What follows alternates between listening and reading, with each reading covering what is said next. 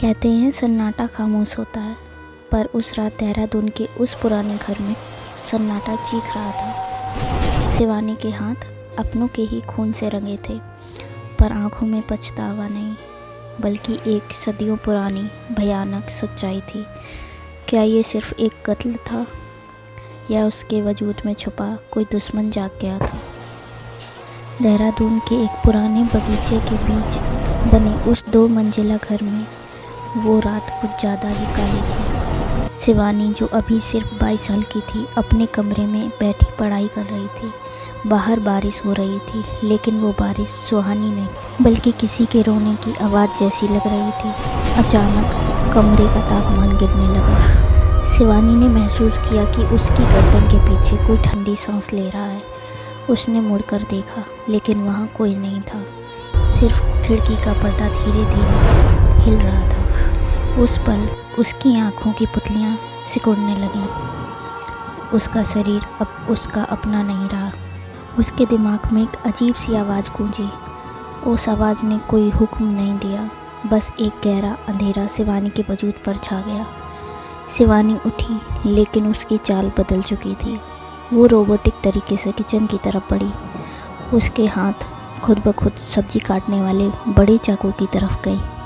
उसने चाकू उठाया, लेकिन उसके चेहरे पर कोई खौफ नहीं था, बल्कि एक अजीब सी डरावनी मुस्कुराहट थी। उसकी आंखें पूरी तरह काली हो चुकी थी, ना कोई सफ़ेदी, ना कोई जज्बात। सबसे पहले वो अपने छोटे भाई के कमरे में गई। वो मासूमियत से सो रहा था। बिना एक पल सोचे शिवानी ने उस पर वार किया। घर की दीवारें खून से नहाने लगीं, लेकिन एक भी चीख बाहर नहीं आई। उसके बाद उसके माँ बाप का नंबर आया। उन्होंने आंखें खोली, अपनी बेटी को सामने देखा, लेकिन उसकी आंखों में वो अपनी प्यारी शिवानी को नहीं, बल्कि मौत का फरिश्ता देख रहे थे। अगले 10 मिनट में वो हंसता खेलता घर एक कब्रिस्तान में तब्दील हो गया। जब सारा खून बह चुका था, शिवानी वहीं ज़मीन पर बैठ गई। उसका पूरा शरीर सुर्ख हो चुका था। तभी वो बस धीरे से हटा। शिवानी की आंखें वापस नॉर्मल हुईं। उसने अपने हाथों में चाकू देखा, अपने कपड़ों पर लगे खून के धब्बे देखे और अपने सामने अपने परिवार की लाशें देखी। उसने चिल्लाने की कोशिश की, लेकिन उसके गले से सिर्फ एक खरखराहट निकली। उसे समझ नहीं आ रहा था कि ये सब कैसे हुआ, लेकिन एक चीज़ साफ थी, गुनाह उसके हाथों से हुआ था, पर इरादा उसका नहीं था। घर के कोने से एक भारी परछाई उभरी, एक मर्दाना साया जिसने एक लंबा कोट पहना था।